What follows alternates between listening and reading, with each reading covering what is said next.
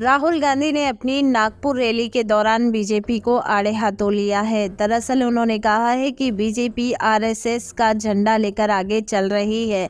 वहीं बीजेपी और आरएसएस की तानाशाही लोगों में इतनी बढ़ चुकी है कि ऐसा लगता है कि बीजेपी राजाओं की तरह राज कर रही है, लेकिन ये बहुत गलत है।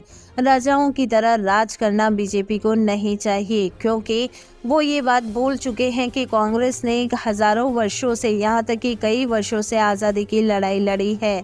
ये लड़ाई उनकी अकेले की नहीं है, हमारे देश की जनता की है। देश को आज़ाद कराने के लिए कांग्रेस ने कई सारे प्राणों की आहुतियां भी दी है, तो लोगों ने अपनी जान की बाजी भी दी है।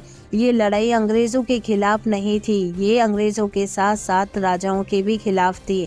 ऐसा उन्होंने अपनी नागपुर रैली में कहा है। वहीं पर उन्होंने कहा है कि बीजेपी, खासकर पीएम मोदी, अपने आप को राजा मानते हैं, उनके सामने किसी की नहीं चलती है।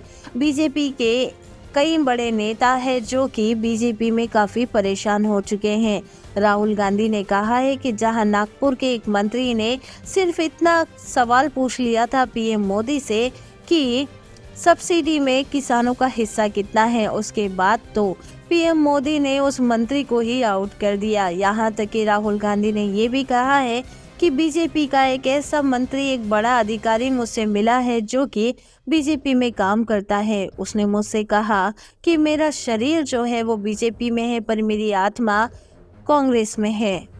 उस बड़े नेता ने ये भी कहा है कि मैं कांग्रेस का बड़ा भक्त हूँ, मैं कांग्रेस में मिलना चाहता हूँ, क्या करूँ, बीजेपी ने मुझे रोक रखा है। दरअसल बीजेपी में तानाशाही चलती है, जो ऊपर से आदेश आता है हमें वही काम करना पड़ता है, हमारी मजबूरी है। इसका मतलब यही हुआ ना कि शरीर जो है वो बीजेपी का है और आत्मा कांग्रेस की है।